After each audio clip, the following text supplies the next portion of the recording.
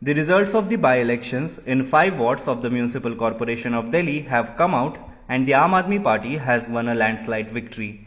The Aam Aadmi Party has won 4 out of 5 wards of the Municipal Corporation of Delhi, while 1 seat has gone to the Congress Party. The results of the MCD by-elections are troubling for the BJP because the Saffron Party has not managed to win even a single seat. Aam Aadmi Party candidates have won in Shalimar Bagh North, Kalyanpuri, Trilokpuri and Rohini C ward, while the Congress has won from Chauhan Bangar region. 4 of these 5 wards were with AAP, while representatives from Shalimar Bagh North were BJP councillors. Moving on to the next news, in President Joe Biden's most direct challenge yet to the Kremlin, the US on Tuesday imposed sanctions to punish Russia for what it described as Moscow's attempt to poison opposition leader Alexei Navalny with a nerve agent last year, marking a sharp departure from former President Donald Trump's reluctance to confront Russian President Vladimir Putin. An announcement of action against 7 Russian officials and 14 entities was made by senior Biden administration officials. In August last year, 44-year-old Navalny fell ill on a flight in Siberia and was airlifted to Germany. German doctors concluded that the Russian opposition leader had been poisoned with a nerve agent. The Kremlin has so far denied any role in his illness and said it had seen no proof that he was poisoned.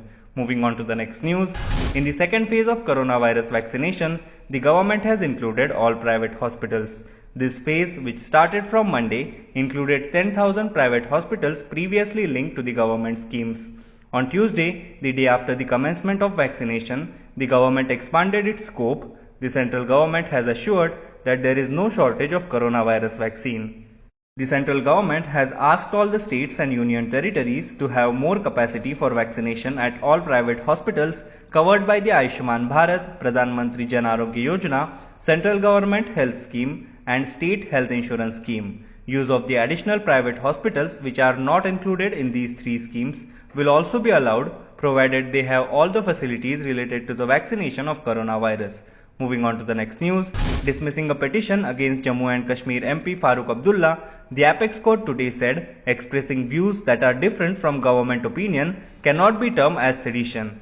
Expression of views which are dissent and different from government opinion cannot be termed as seditious, the Supreme Court said. The top court stressed that the petitioner failed to substantiate his allegation that Farooq Abdullah had sought the help of China and Pakistan against India on Article 370 on special status for Jammu and Kashmir, which was scrapped in August 2019. The petitioners were also fined Rs 50,000. Moving on to the next news, after local news channels aired an alleged sex tape, Karnataka Minister Ramesh Jarkiholi resigned today on moral grounds. Allegations against me are far from the truth. Clear investigation is needed. I'll come out innocent and I'm confident about it. I am resigning on moral grounds and I request you to accept this, Mr. Jarkiholi said in his resignation letter. The BJP leader's resignation was promptly accepted by Chief Minister B.S. Yediyurappa.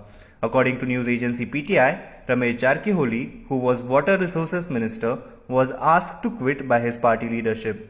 Arun Singh, the BJP National General Secretary in charge of Karnataka, is said to have communicated the party's decision to the state leadership, keeping in mind upcoming assembly elections in 5 states, including neighbouring Tamil Nadu.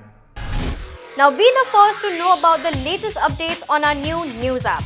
Go on your Android or iOS, search for HW News Network. Download our app, choose the language you prefer to get updates in, and be up to date with the latest news.